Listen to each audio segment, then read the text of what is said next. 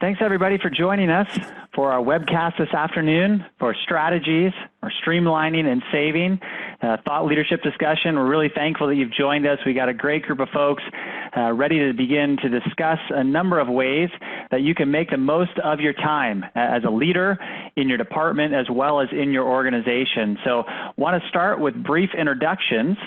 And I'll start with myself. I'll be the moderator today. My name is Mark Severance. I work as a director of cloud sales for RKL eSolutions.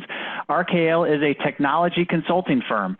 We've worked for many, many years with growing entertainment organizations, specifically with the accounting and finance department, to help them increase visibility and reporting, automate key processes, and integrate with other applications. So we've worked with a number of really great companies, some of the logos you see there, and we're really thankful that you've joined us today, hoping that you find it very valuable, informative, and perhaps even a little bit of fun. So with that, I'd like to introduce our first panelist, and that is Dino Joya. Dino, why don't you introduce yourself? Well, thank you very much, Mark. My name is Dino Joya, and my consulting practice focuses on two things. I provide fractional CFO services to startup through mid-stage companies.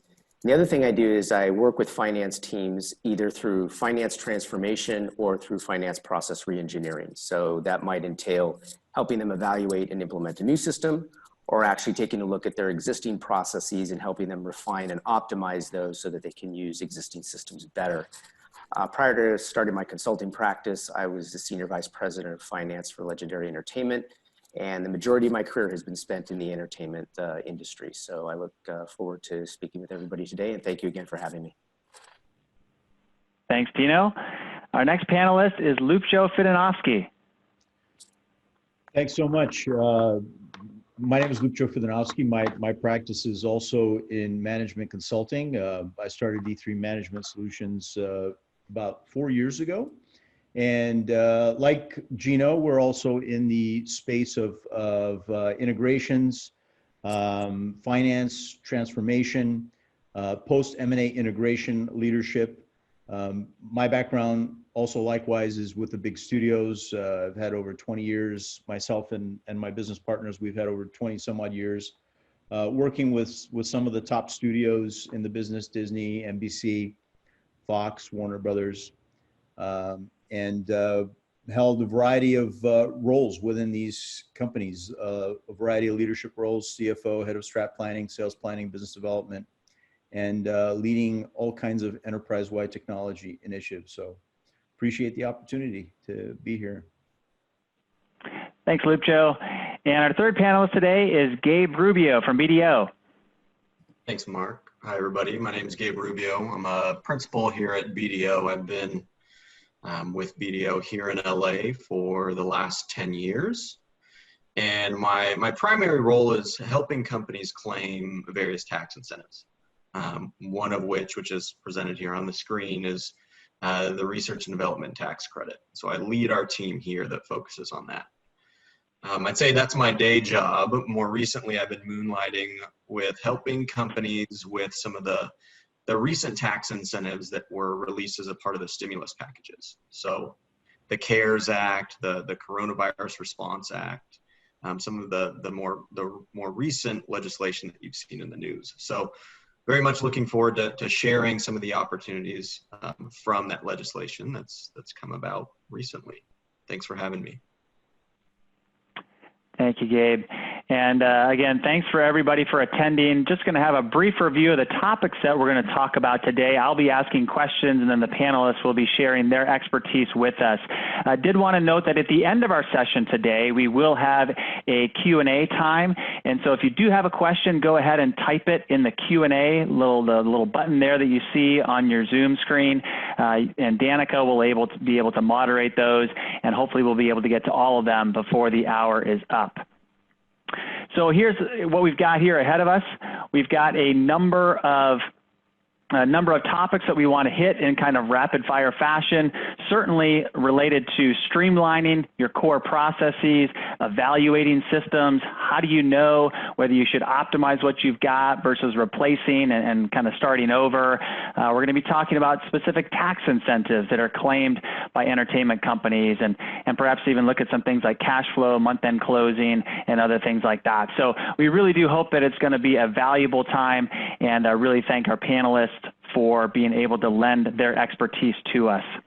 The first question is, you had me at streamlining, but how do I streamline when I'm fighting so many daily fires? And where should I start?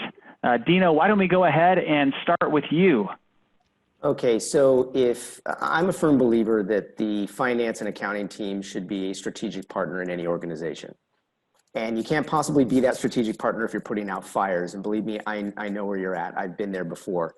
So I will focus on the automation piece of this and say that one of the things that you find, anybody who's been around long enough will find, is that when it comes to finance getting money for technology, you run into two hurdles, right? It's like, will anybody listen to me? And then finally getting approval to get that money.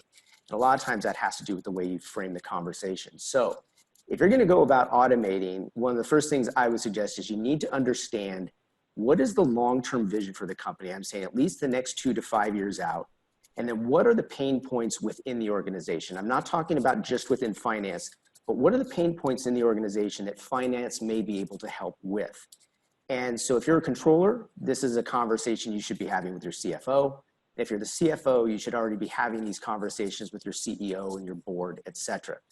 Once you have that information in hand, you work with a company like RKL or a consultant to say, look, what are the technology solutions that are out there that can help me drive that vision forward or solve for these pain points? Once you get that information, you're going back to have that conversation about getting that money and starting this automation process. Instead of saying, this is what accounting needs, you have to say, this is what the company needs. This is what we need to invest in order for us to drive that vision forward or to solve for these pain points. And I have found a lot more success in opening up that conversation, actually moving forward to getting the money than to frame it as just this is what accounting needs because QuickBooks is too slow or I'm spending too much time in Excel. So that would be the advice I would give on that.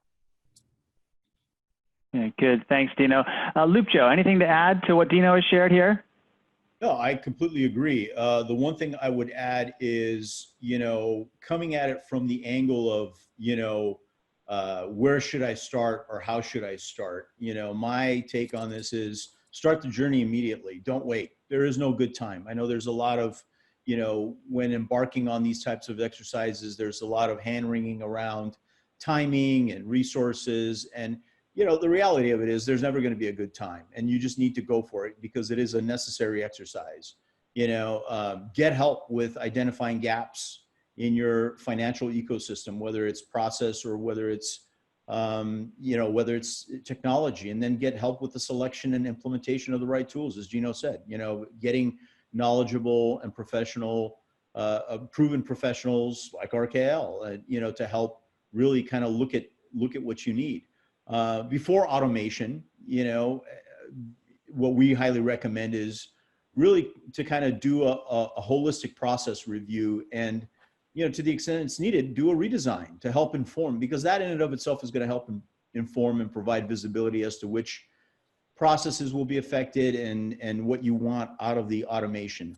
I think process optimization is part and parcel of the journey, and it can be planned out, but in many cases will also be informed by the automation process itself. So I think you just need to make the decision to go for it, get the help. The pitch is always going to be a sort of uphill battle, but if you're in Excel or if you've been using outdated systems for a while, chances are the organization already knows that you need this. And so it's just a matter of getting on with it. That's good. Thank you both for that. Now, speaking of Excel, RKL recently surveyed a number of growing entertainment companies, growing entertainment company finance executives, and found that approximately 124% use Excel too much. All right, so maybe it wasn't 100% scientific. That's fine. But Lupe Joe, why don't you talk a little bit about why this is a problem and what are strategies for reducing or eliminating Excel abuse?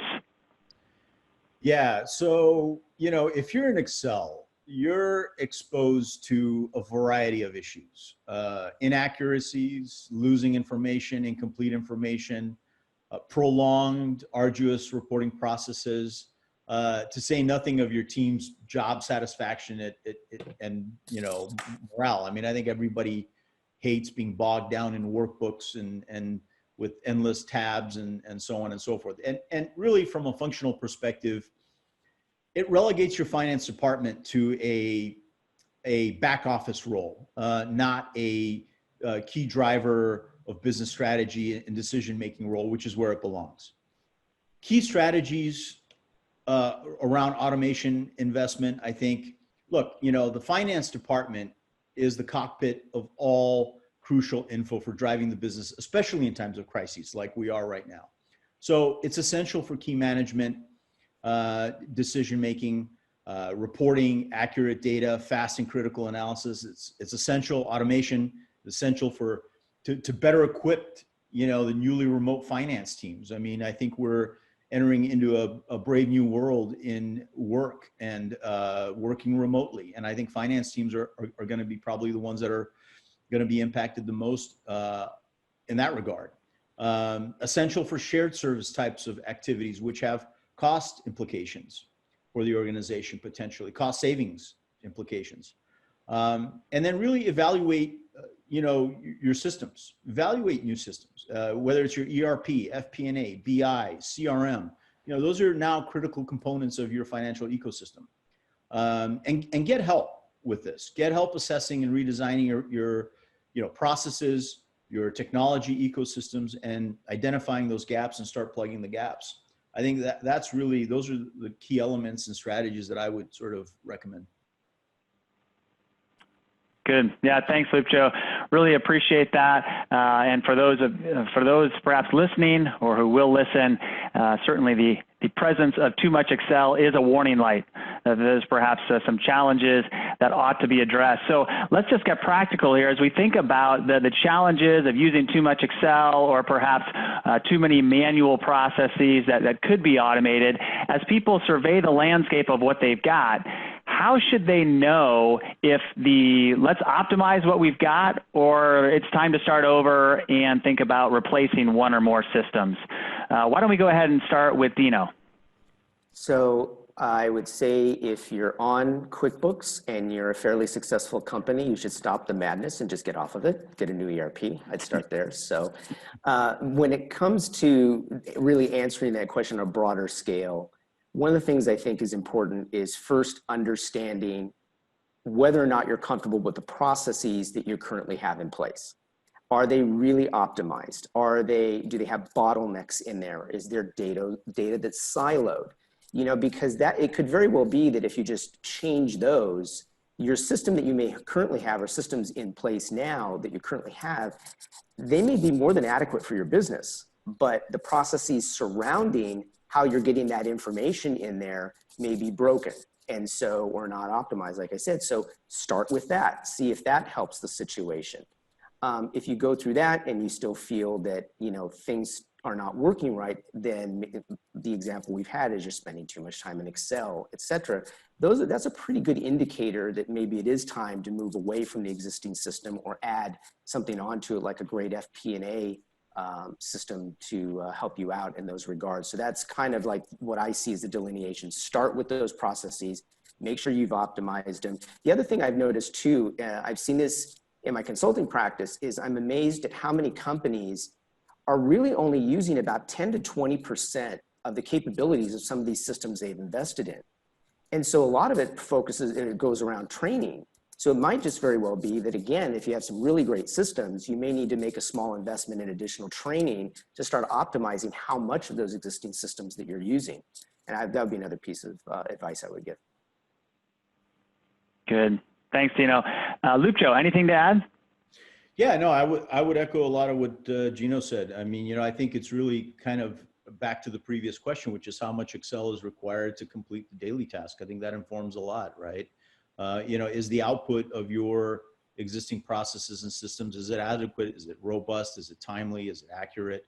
I think to the extent that you have systems that you are using, the key thing is to make sure that you're optimizing the use of those systems, understanding all the different functionality and modules that are available and how they can be used.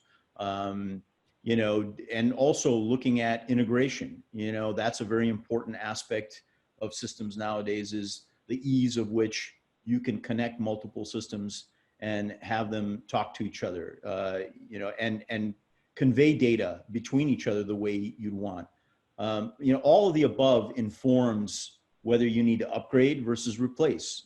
Generally though, if the answer, points to a lot of Excel, poor limited functionality from whatever system you're using, integration is poor or not possible, or maybe you've got a sort of customized solution that doesn't have APIs, for example, or is really hard to integrate with, that makes it difficult or impossible.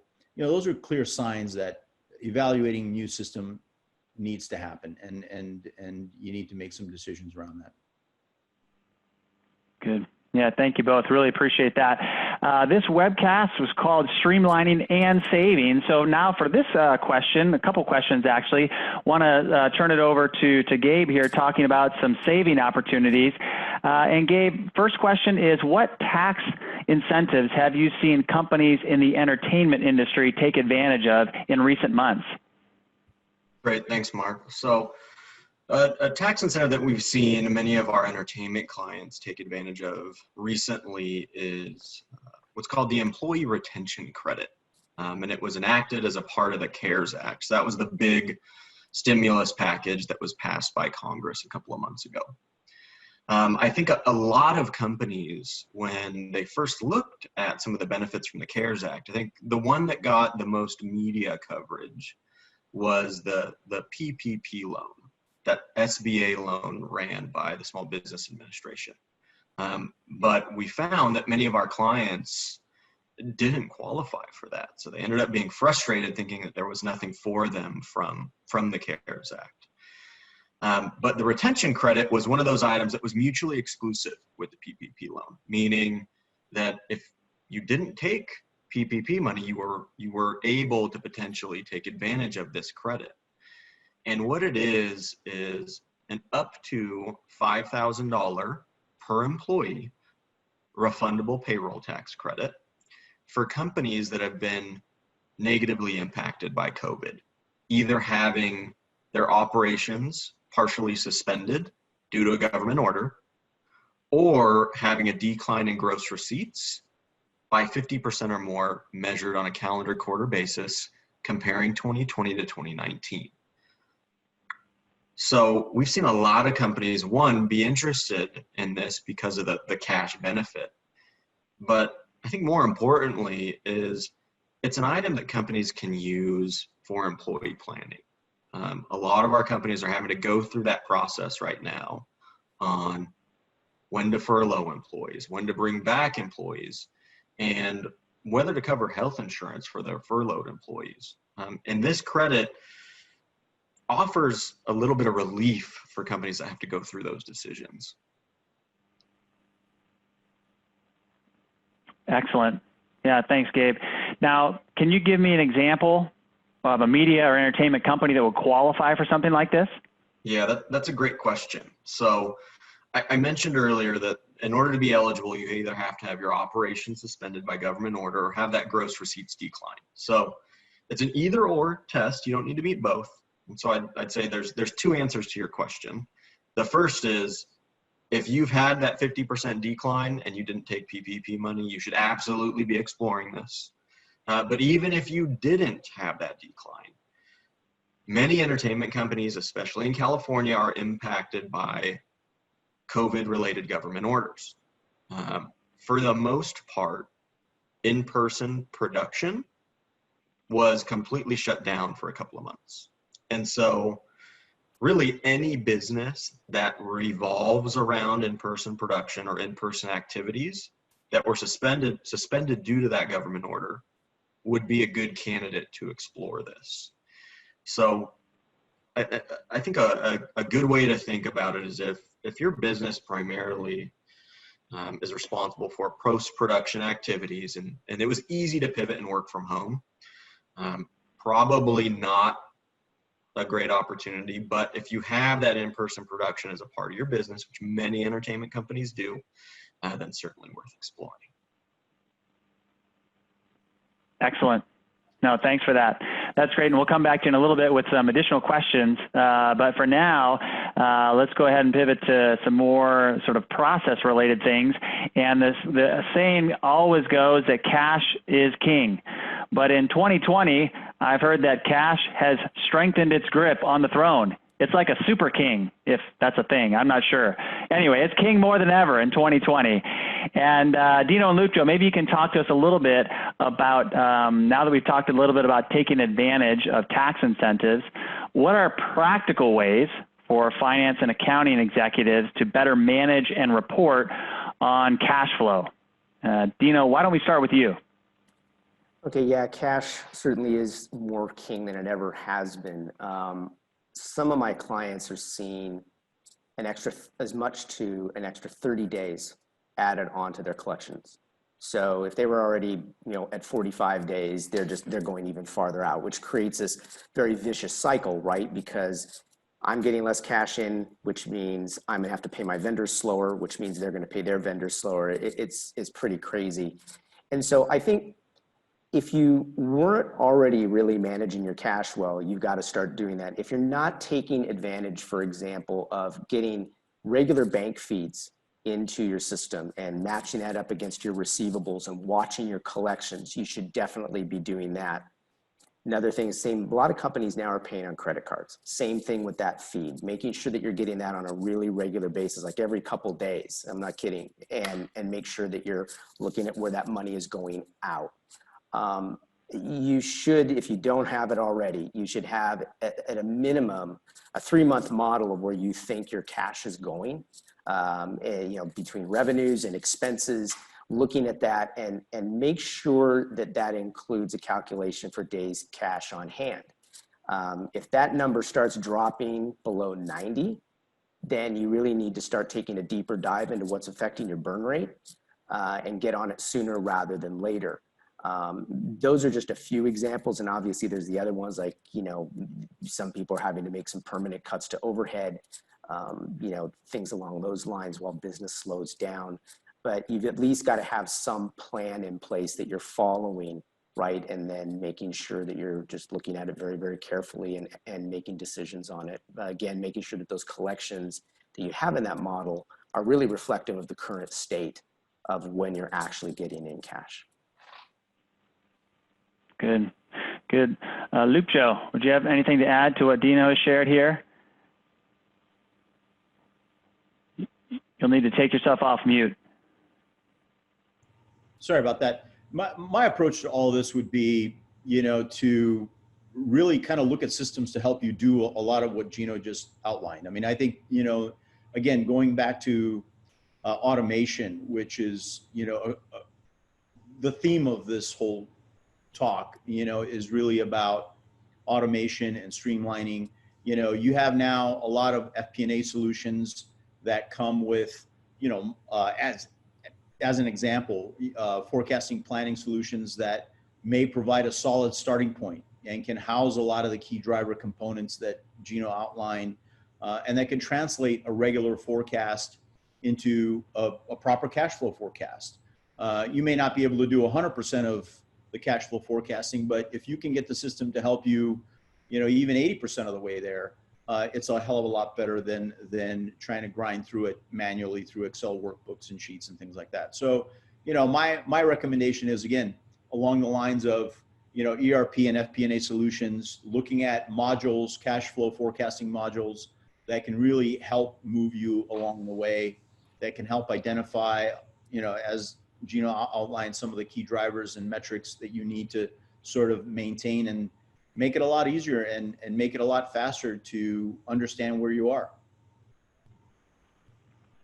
For sure. Yeah, and I think what I hear in both of those responses is that perhaps there are some companies who grow to a certain size, they're able to do it with some of the tools that are available within the ERP, taking advantage of things like bank feeds to be able to make sure that the bank reconciliations get updated regularly, as well as then that they've got at least something in Excel.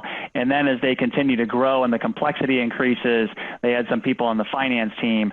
Perhaps it makes most sense to be able to leverage something that will take that automation to a whole nother level. Agreed. Good. Yep. All right. Very good. All right, Gabe, back to you for a couple of additional questions on the tax incentives. Are essential businesses able to qualify for any assistance? So that's a good question. I'd say for the most part, essential businesses would not be eligible for the employee retention credit, the one that I mentioned earlier. There are some other tax incentives that are out there. Primarily there's an FMLA and a sick leave credit related to your employees who are taking time off either to care for themselves or others as a result of the coronavirus pandemic.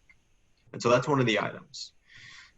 The other piece is related to the employee retention credit. Just because you're essential, it doesn't necessarily mean that you're not going to be eligible. And I'll give a real world example of what we've seen. And so if you look at the government order for California, I mentioned in-person production was for the most part suspended. There were some exceptions to that though. For example, journalism was deemed to be an essential business. And so for the most part, those companies were able to, if they chose to, operate as normal. However, there were still strict protocols that had to be followed if they did want to have those in-person production activities. And what that mostly resulted in was, in effect, a suspension of their operations. Because even though they were able to operate, they had to do so under pretty strict guidelines. And so if that resulted in an impact to the business, for example, people not being able to complete their entire job responsibilities because of the related government order, there could still be an opportunity for that type of company in that type of situation to take advantage of the credit. All right, great. So, and for businesses who do qualify, how can they monetize these credits? It's a great question. So it's a refundable credit against payroll taxes. So companies are paying payroll taxes all the time. Pretty much every time you process payroll, you're paying your payroll taxes or employment taxes. So the way that this would work is the IRS has given taxpayers two options. You can either file a amended quarterly 941, that's your employment tax return, asking for a refund back for what you've already paid. But they designed this credit in a way to try and get dollars in taxpayer pockets as quickly as possible. And the other option for companies is to file a special form during the quarter that you're impacted. So let's say you're impacted this quarter and you're eligible for the credit. Rather than paying those taxes for the remainder of the quarter, you can calculate the credit and file a quick refund claim with the IRS. And they've been processing those refund checks within 2 to 3 weeks. And so if you have questions about this, I'd suggest reaching out first to your payroll provider, making sure that you have the appropriate data in terms of the types of wages that have been paid. And then if you have any questions, reach out to your accounting partner or a firm like BDO to get some assistance with actually calculating and documenting the credit. That's great. Hey, Gabe, this question isn't on the script, but do you ever worry that the IRS is going to simplify tax incentives in the future and you won't have a job? No. The reason I say that is every time one of these stimulus packages comes out, there's always something new to work Even if there's a push to simplify the tax code, there's always going to be special incentives that people are going to need help with. Like the employee retention credit that just came out. I mean, it was certainly something that I didn't expect to work on. I've done a lot of similar programs in the past, but it kind of came out of nowhere, just like the pandemic. So they put something out there to assist companies that were impacted, and they had to put something out quick. And whenever that happens, whenever Congress passes something quickly, there's not a whole lot of guidance that comes with it. And so we're here to help companies get through it and make sure that they take advantage of the benefit. Very good. Yeah, thank you so much.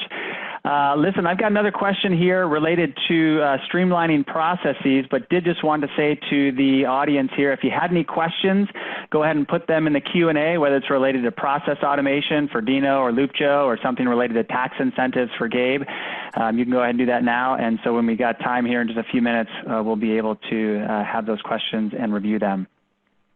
But now, here's a question that's one of my favorites. It says, hey, I'm inspired, excited. I want to start tomorrow.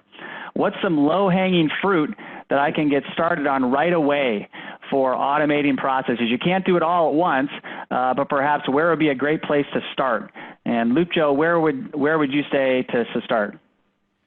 I would start with your, key transactional accounting pieces and automate them, whether it's AP, whether it's T&E, whether it's cash reconciliation, payroll. And I think throughout that process, a lot of people talk about ROI with a lot of these automation efforts. And I think that, you might be able to realize some stuff right away just through those exercises. But even if you don't, I think it's a worthy exercise. Those are easy, low-hanging fruit, automatable in a short period of time at modest costs. And so I'd say that's a good starting point. Good. And just to confirm, you mentioned T&E. I assume you're referring to travel and expense management. Yep. Very good. Dino, what would you add there? I agree 100% with him. I think that for me personally, I'm the AP. Most companies really don't understand how much it costs to process a payment, especially if it's a paper check. Now, I know more companies are moving more towards ACH and credit cards. So you can kind of look at that piece of it and go, my bank's charging me X for this, or the credit card company is charging me X for this. But there's all of that effort on the back end, people touching paper, people following up, that actually adds to that cost. And I found consistently that AP is just one of those things that you can automate fairly easily, and you can get a pretty quick ROI on that, and it's a real game changer in an organization. So if I had to pick one, I would start with AP. That's great. No, I appreciate that. And Lupe Joe, really, really good thoughts and opinions on a number of the ones that feel like they're a little bit more accessible if you don't feel like, hey, you have got the capacity or the ability to kind of rip out the core foundational components. Sometimes I like to say to my clients or prospects, you look around at the things you do or the things that your team is required to do. And as you respond to certain things that say, there's got to be a better way. It's 2020, and there's got to be a better way. There's technology, there's tools, there's capabilities that certainly will make people's lives a whole lot easier and enable them to do their best work. So that's outstanding. Well, hey, that's the final question that we had before we went to the Q&A. One other question here is, my monthly close process is too time-consuming. As a result, it's too long. We're not closing the month in the time frame that we'd like. So what are practical ways to make it faster or to make incremental progress throughout the month so that it's not so punishing at the end of the month? Dino, can we start with you? Sure. I think, one of the things you can do if you're not already doing it is really embracing this idea of a continuous close. So this is especially useful for people that are maybe closing on a quarterly basis. So it's a dynamic process, and instead of waiting until the end of the month or close to the end of the quarter to start reconciling items, you're basically spreading that workload out over the month and breaking them down into smaller pieces. So you're clearing bank transactions every couple days and credit card transactions, et cetera, so that by the time you get to that hard close date towards the end of the quarter or the end of the month, if you want, then you've got a lot more work done. with that being said, to really pull that off, it goes back to what we were talking about earlier, and making sure that you feel really comfortable with your processes that surround all of that. Making sure that those are really optimized, because that will help with the continuous close, make it much smoother. The other thing that's important is there's a lot of great tools out there now that can help you with that process to make it go faster. And some of them are using some basic AI and machine learning capabilities as well. And so those are very, very helpful tools that can make that close process a lot smoother and a lot less painful for your team. Great, thanks, Dino. Lupe Joe, anything to add there? Yeah, I would say, one of the things that really kind of helps is, and I've been doing this, Gino, a lot of us have been doing this for more years than we care to count, but, really making the accounting close a disciplined, fine-tuned drill that has a regular and predictable cadence, I think is key here. And whether that means using, tools like Flowcast or other mechanisms, I think it plays into processes, it plays into systems as well. But I think some of the the issues that we've seen, at least on our end with clients, is when you don't have that kind of cadence of quarterly or monthly or whatever it is, and it's not a drill. The accounting close should not be a box of chocolates. The accounting close should not be a surprise event or an interesting event. It should be a very predictable event with very crystal clear roles and responsibilities, clear and streamlined processes, systems that are working to help along those lines. And I think from a practical perspective, really I think going through and identifying all the steps that go into the current process, and really kind of redesigning the process and taking a look at what you're doing during the close that maybe could be done. And going back to the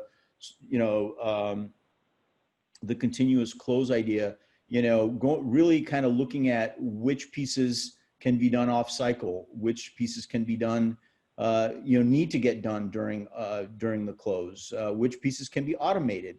So, and looking at the methodologies really as well. A lot of cases we've got overcomplication of, the way we close the books, or the way we book the journal entries, or calculate some of the journal entries. At the end of the day, things as simple as accruals, that are meant to be estimates, or, end up being, massive type of things that really consume a lot of time. And so there needs to be kind of looking at the methodology as well as the processes and the systems. So, and having that discipline around, we're going to have a close in X amount of days, and this is how it's going to be. It's like a fire drill, right? Yeah. Excellent. That's great. Okay, one more question here. Is there an app that will create extra hours in the day? That wasn't really a question. That was just my question, and that would only make us more busy than we are anyway now. So we really don't want more hours in the day, but some days it would seem really cool. Very good. Well, hey, I think that's all the questions we've got. I don't believe that there are any ones coming through the questions, so I'm going to go ahead and share my screen again, and we'll go ahead and wrap up. These are the topics that we had reviewed, and here on your screen, you see contact information for me as well as our various panelists. Dino, Lupe Joe, Gabe have all said that they are available and willing to speak to any of the participants in this webcast. If you have additional questions, if you'd like to leverage their expertise, certainly don't hesitate to reach out to me or the RKL team if there's anything that we can help you with. Our goal in doing this webcast, as well as hope with any follow-up, is really helping you to streamline those processes, right? Helping your employees to do their best work, helping them to be more strategic partners for the organization, and certainly taking advantage of any savings opportunities that our government is offering to organizations. So don't hesitate to reach out to me or any of the panelists. But I also want to say, finally, thank you, Dino, Lupe Joe, Gabe, great input. Thanks so much for the conversation, really, really beneficial. And with that, we're signing off and hope everyone has a fantastic rest of your day.